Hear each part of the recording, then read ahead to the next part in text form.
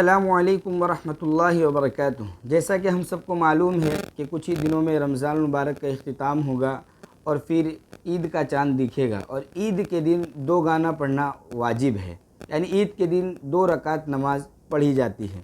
چونکہ یہ نماز سال میں 2 بار پڑھی جاتی ہے، اس لیے عام طور پر اس نماز کا طریقہ ذہن سے نکل جاتا ہے۔ اس نماز کا طریقہ یہ ہے کہ سب سے پہلے ہم دل کے اندر یہ نیت کریں کہ میں 2 رکعت نماز واجب عید الفطر 6 زائد تکبیروں کے ساتھ اس امام کے پیچھے ادا کر رہا ہوں۔ یہ طریقہ اپنایا جائے اور اس کے بعد پھر آگے یہ دیکھا جائے کہ کس طریقے سے ہم کو نماز پڑھنی ہے۔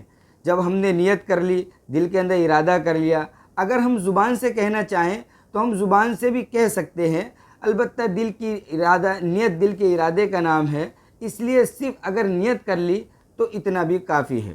اس کے بعد طریقہ یہ ہوتا ہے کہ اللہ اکبر کہہ کر ہم نیت باندھیں گے۔ جیسے امام صاحب نے اللہ اکبر کہا، تکبیر تحریمہ کہی، ہم بھی اللہ اکبر کہہ کر ہاتھ کو باندھ لیں گے۔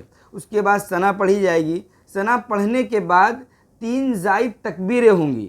پہلی تکبیر کے اندر دونوں ہاتھ کانوں تک اٹھانے ہیں اور اللہ اکبر کہنا ہے اور ہاتھ چھوڑ دینے ہیں۔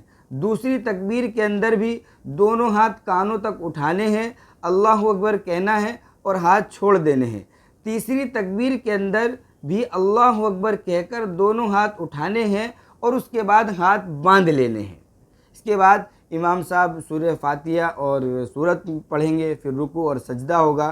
پھر اس کے بعد دوسری رکعت کے لیے امام صاحب کھڑے ہو جائیں گے۔ جب دوسری رکعت ہوگی تو پہلے امام صاحب سورہ فاتحہ پڑھیں گے، پھر سورت ملائیں گے اور اس کے بعد پھر زائد تکبیر شروع ہوگی۔ تو سب سے پہلے اللہ اکبر کہہ کر ہاتھ اٹھائیں گے اور ہاتھ کو چھوڑ دیں گے۔ پھر دوسری بار اللہ اکبر کہہ کر ہاتھ اٹھائیں گے، پھر ہاتھ کو چھوڑ دیں گے۔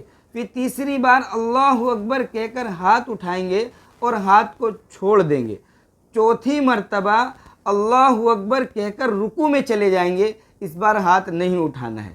جب رکوع میں چلے گئے، رکوع کے بعد سجدہ اور سجدے کے بعد جس طریقے سے نماز مکمل ہوتی ہے اسی طریقے سے نماز مکمل کی جائے گی۔ بس جب نماز مکمل ہو جائے تو اس بات کا خاص خیال رکھیں کہ نماز کی تکمیل کے بعد امام صاحب 2 خطبے دیں گے، ہم ان خطبوں کو بہت ہی دھیان اور توجہ کے ساتھ سنیں۔